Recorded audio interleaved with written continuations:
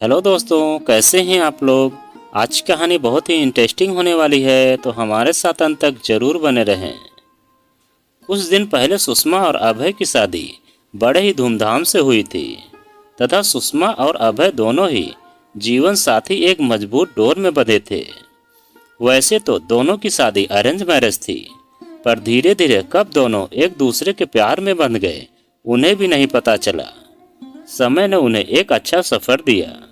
जीवन में ज्यादा तूफान नहीं आया और जीवन की गाड़ी खूबसूरती से होकर गुजरता रहा। पहले पत्नी बहू, फिर अभय एक टीचर था और एक दिन उसकी पोस्टिंग अपने से दूर दूसरे शहर में हो गया। शुरू शुरू में एक अजनबी दुनिया और अनजाने चेहरे, मगर धीरे धीरे लोगों से जान पहचान बनने लगी। साधना और अजित सुषमा और अभय के पड़ोसी थे। दोनों लोगों को घनिष्ठ होने में ज्यादा वक्त नहीं लगा।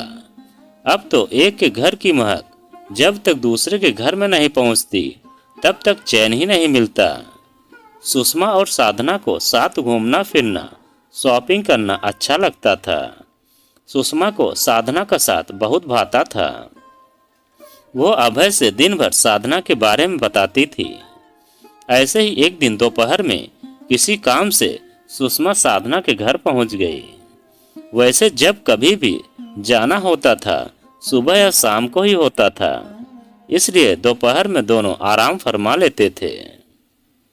दरवाजे की बेल उंगलियों से दबाने से पहले ही किसी जानी पहचानी हंसी उसे सुनाई दी।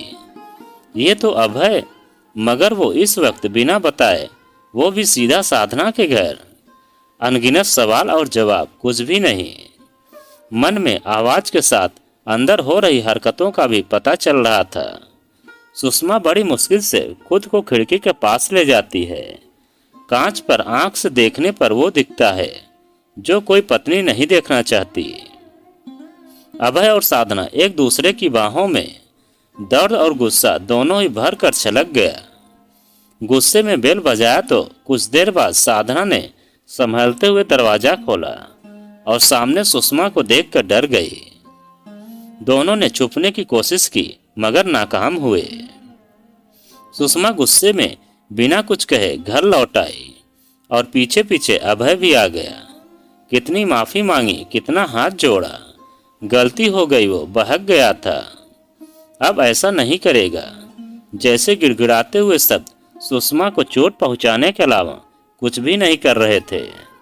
वो खुद में ही सिमटी पड़ी बिलखती रही। वो कभी भी ऐसा नहीं करेगा, प्लीज माफ कर दो। उसने अभय को तलाक देने का फैसला कर लिया। ये बात अभय सुनते ही अपनी गलती के लिए माफी मांगने लगा। सुषमा ने पूछा, आखिर तुम क्यों गए साधना के पास और इस हद तक कि दूसरे की पत्नी और खुद की पत्नी का अंतर ही भूल गए। बस एक नयापन, गलती हो गई, मुझे माफ कर दो। यही चलता रहा, मगर सुषमा के कानों में एक नयापन। आखिर कौन सा नयापन? खुद को आईने के सामने खड़े करके यही सवाल पूछ रही थी। साधना बिल्कुल उसी की तरह दिखती थी। हाइट और शरीर का रंग काफी कुछ एक दूसरे से मिलता जुलता था। कुछ अलग क्या था? ईश्वर ने सबके शरीर की बनावट एक जैसी ही की है, फिर अलग ढूंढने क्यों निकल जाते हैं लोग?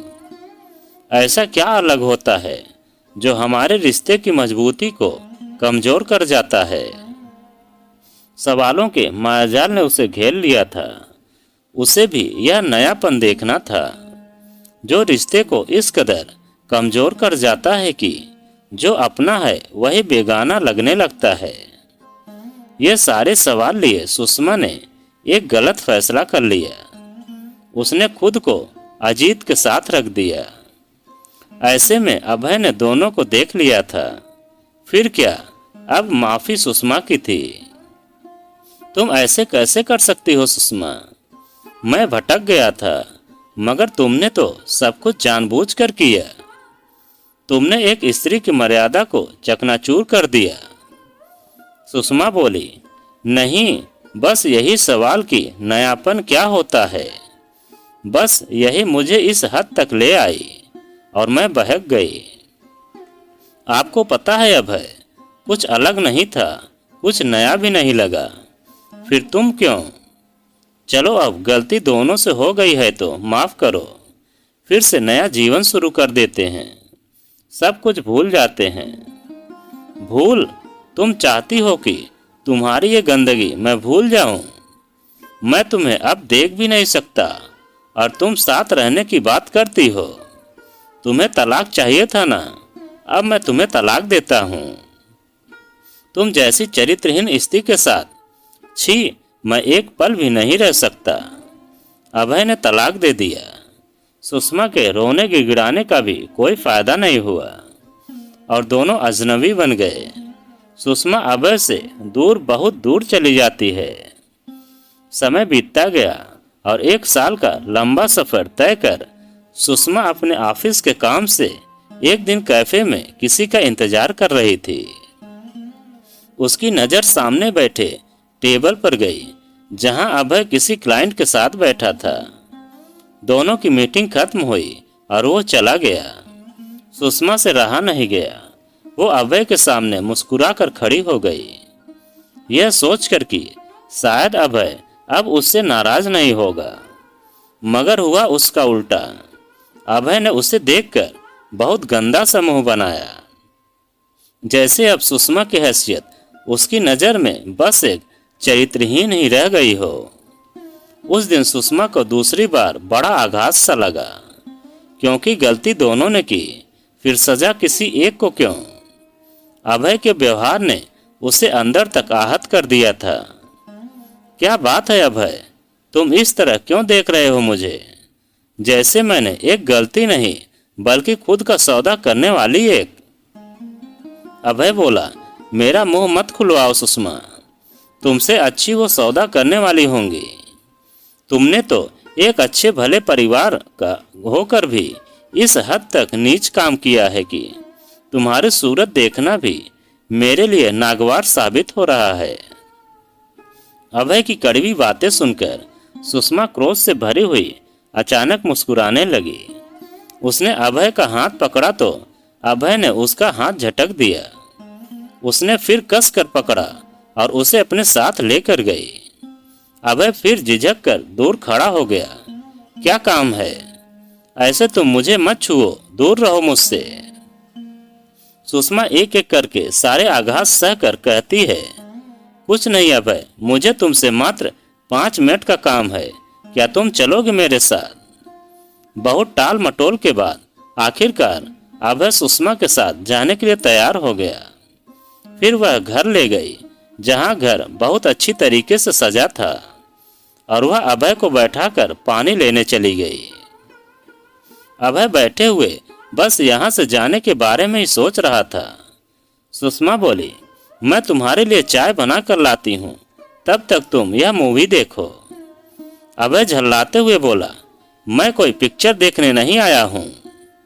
लेकिन सुषमा उसे छोड़कर चाय बनाने किचन में चली गई। अभय का ध्यान टीवी की तरफ गया। उसमें सुषमा और अजीत दिख रहे थे। वो हैरान नजरों से देखने लगता है। अजीत को सुषमा ने जूस ऑफर किया और अजीत जूस पीते ही बेहोश हो जाता है। सुषमा काफी देर इंतजार करने के बाद जैसे ही अभय के आने का वक्त होता है, दरवाजा खुला छोड़कर खुद को अस्त व्यस्त करके अजीत के बगल में लेट जाती है। अभय उस वक्त गुस्से में इतना पागल हो जाता है कि वो देख ही नहीं पाता कि अजीत होश में है क्या नहीं। और फिर वही सब। अभय हैरान था। इसका मतलब कि दोनों के बीच कुछ हुआ ही नहीं था, और इस बात का सबूत होते हुए भी सुषमा ने उसे रिश्ता तोड़ने दिया। मगर क्यों? तभी सुषमा चाय की ट्रे रखते हुए मुस्कुराती है और कहती है, हाँ, आखिर ऐसा क्यों किया मैंने? फिर सुषमा बोलती है, इसलिए किया कि क्योंकि मैं देखना चाहती थी कि समान गलती पर तुम्हारा रिएक्शन क्या होता है। तुम्हारे एक शब्द नयापन ने मुझे अंदर तक चोट पहुंचाया। क्या सिर्फ गलती को नयापन का नाम देना सही है? क्या हमें हमारी इतनी बड़ी गलती को छोटा सा कारण देकर खुद को बेकसूर साबित करने का हक है? मैं भी हर औरत की तरह बहुत दुखी हुई, क्योंकि मैं भी तुमसे बहुत प्यार करती थी। खुद का घर टूटना बहुत दर्द देता है, लेकिन माफी जैसा शब्द मेरे डिक्शनरी में ही नहीं रहा था। और तुम्हारा बार बार माफी मांगना मुझे सोचने पर मजबूर कर रहा था। कहीं मैं कुछ गलत फैसला तो नहीं ले रही हूँ। और उससे बड़ी बात यह थी कि इतनी बड़ी बात भूल जाऊं, इतनी भी सहनशील मैं नहीं थी। तुम पति और वो दोस्त, जैसे एक पल ने, उस लम्हे ने इंसान पर से भरोसा ही उठा कर रख दिया था। हर तरफ धोखे और फरेब की बदबू सी फैल गई थी। दिल कहता था माफ कर दो, लेकिन दिमाग बिल्कुल भी तैयार नहीं था। फिर यह रास्ता सूझा कि अगर तुम इसके बाद मुझे अपना लोगे तो मैं तुम्हें हकीकत बता दूंगी कि मैंने महज तुम्हें जलाने के लिए ऐसा किया। अजीब की तो भनक भी नहीं लगी इस बात की। मुझे बहुत बुरा लगा वह सब करके, मगर उस वक्त क्रोध में मैं अंधी हो चुकी थी, इसलिए सही गलत सब कुछ भूल गई थी। जब तुमने उस तरह मेरे साथ, मैं आश्चर्य रह गई। खुद की गलती थी और मुझे चरित्रहीन बना दिया। कितना अंतर है ना सोच में। हमसे माफी मांगी जाती है और हमारी गलती के लिए हमें चरित्रहीन साबित कर दिया जाता है। बस एक औरत होने का यही फल है। सोचा कि अब अगर बताऊंगी तो यही माफी होगी और पछतावा होगा। परिवार वालों का दबाव भी पड़ेगा इस शादी को बचाने के लिए, और मुझे इस रिश्ते में घुटने की होने लगी। बस निकल जाना चाहती थी तुम्हारे साथ बंधे सारे बंधनों से, और इसके लिए तुमसे अच्छा कौन हो सकता था। और तुमने खुद ही सारे रिश्ते अपने आप तोड़ दिए और मैं मुक्त हो गई एक अनचाहे रिश्ते से। और वो कारण था मेरा चरित्रहीन होना। हर बार यही सोचकर हंसी आती थी, मगर जब आज तुमने देखा तो मुझे सहा नहीं गया। गलती दोनों की ही थी, मगर आज भी तुमने पुरुष का अहंकार ही रह गया था। अभय खुद को संभालते हुए फिर माफी के लिए हाथ जोड़ा तो सुषमा ने रोक दिया। अब इन सब का क्या फायदा, मैं वापस नहीं लौटूंगी अभय। फिर ये सब क्यों बता रही हो मुझे कि तुम निर्दोष हो, तुमसे बदला लेना चाहती हो। बस यही एक कारण है। उस वक्त पुरुष होने के अहंकार में तुम अपने पाप को गलती का नाम दे बैठे, और मेरी गलती ने तुम्हारे गुरूर को चोट पहुंचा दिया। तब अपने स्त्री के निश्चल प्रेम का पहला बदला लिया था। जरूरी नहीं कि गालियों और चोट से ही दर्द मिले। ये घाव भी तुम्हें चैन से कभी जीने नहीं देगा, और वही तुम्हारी भी नींद उड़ाई रहेगी जैसी मेरी है। हाँ, मैं चाहकर भी इस सदमे से बाहर नहीं निकल पाई, तो तुम्हें इतनी आसानी से कैसे निकलने दूंगी। आखिर क्या एक स्त्री का चरित्र बस प्यार का ही है? नहीं, प्रतिकार का भी है। अभय की आंखों में क्रोध से झांकते हुए, जो दर्द उस दिन तुम दोनों को साथ देखकर मैं अकेले रह गई थी, वो दर्द तुम्हें भी देना था। जब तुम्हारी आंखों में खुद के लिए नफरत देखी, उस वक्त मेरा बदला वहीं पूरा हो गया। दूसरे की स्त्री को मैला करके भी तुम खुद से नफरत न हुई, और खुद की पत्नी को बस बिस्तर पर साथ लेटा देखा तो चीख निकल गई। वाह रे पुरुष, तेरी अच्छी माया है। और अब हमारी कहानी भी खत्म हो गई। तुम्हें चोट पहुंचाने के चक्कर में मुझे अब चरित्रहीन नहीं बनना। सच कहूं तो आज इस रिश्ते से सही मायने में आजाद हुई हूं। अगर वो तुम्हारी गलती थी तो मेरे लिए भी यही नियम है, क्योंकि वही गलती करके मैं सही कैसे हो सकती हूँ। अब तुम जा सकते हो। अलविदा अभय। अभय सिर झुकाकर चला जाता है, और सुषमा आराम से बैठकर चाय पीती है, क्योंकि आज उसे सुकून जो मिला था। किसी के अभिमान के आगे झुक जाऊं, ऐसी नारी नहीं हूं मैं। किसी बदले में आकर खुद के चरित्र हनन पर जाऊं, इतनी भी बेवकूफ नहीं हूं मैं। और अब सुषमा अकेली आराम से अपना जीवन यापन कर रही है, इसलिए हमें औरतों और आदमियों दोनों को समान नजरिए से देखना चाहिए।